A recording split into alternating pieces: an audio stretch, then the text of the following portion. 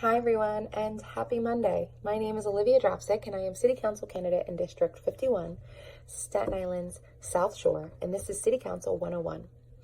Last week, we did a deep dive using Flipgrid of the City Council website, and I showed you a little bit around on there, and hopefully that was helpful. And the week before that, we talked about oversight and the fact that City Council has a role in monitoring city agencies. And so it was good that we did those together because in the last week and a half, there have been some excellent examples of how oversight hearings can go well and how that power of the City Council can be leveraged effectively to amplify public voice and hold city agencies accountable. In this last Friday's meeting for the Small Business Committee, there was a 3-hour meeting, there was an oversight hearing, where it was very clearly and publicly laid out that the Commission for Small Businesses did not do a good job of ensuring that the loan and grant distribution for small businesses was done equitably across the 5 boroughs. And the chair did an excellent job at that meeting of making sure that the commission answered for every dollar spent and every dollar not. And what was also important about that oversight meeting was that the public was able to comment.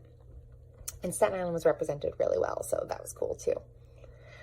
In addition to oversight, we talked a few weeks ago in our very first video that the City Council likens themselves to the Congress on a federal level because they are the legislative body of New York. And so these next few videos are going to be about legislation and passing laws. And I say the next few videos because, as you can probably assume, this is not an easy or short process, and so we cannot summarize it in one video, although I've tried. Now, legislation. Laws only become laws when they have first started off as a bill. And so this bill is first an idea, and we're going to talk in a minute about where those ideas might come from. But a city council member will have an idea for a bill, and they will bring it to the legislative division of the council.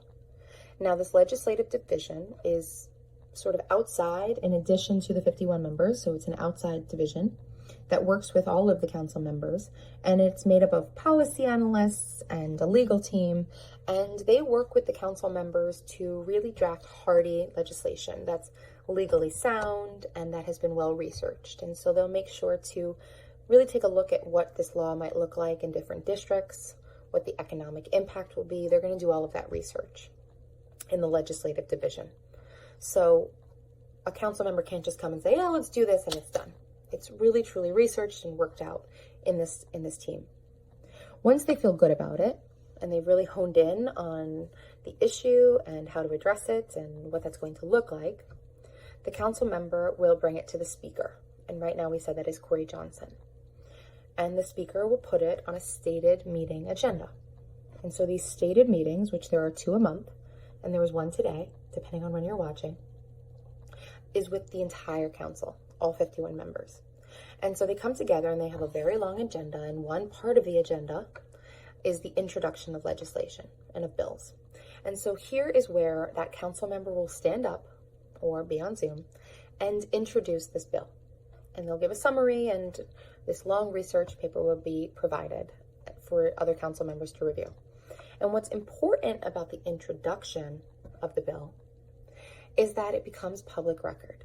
And so as soon as that bill is introduced, a summary of it becomes that little blue link on the website that we talked about last week. And that is where the second part of legislation is going to come into play, and our second video is going to start, where the public comes in and public comment and public hearings come in. But right now, what we've said is that the legislation started as a bill, which started as an idea. And so that's what I want to talk about for just a minute.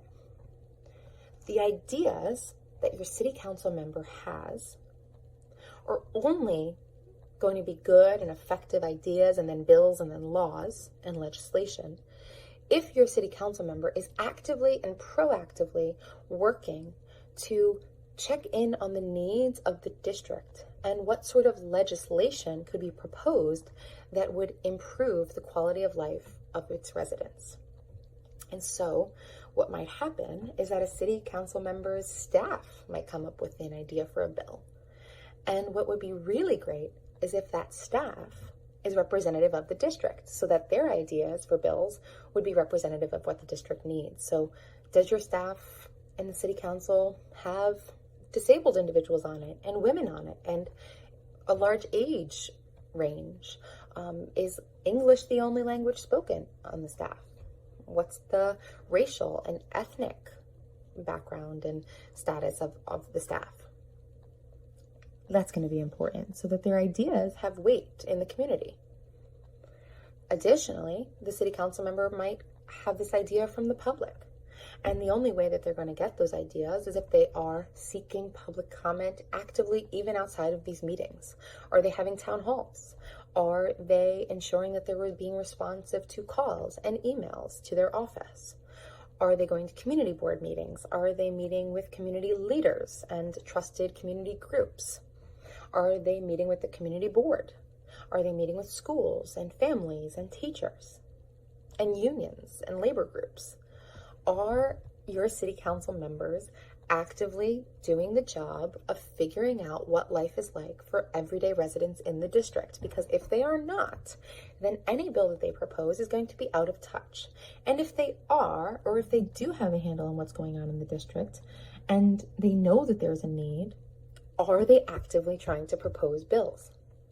And so it's going to be important to really think about in every moment where your city council person has power and when they are choosing to use it.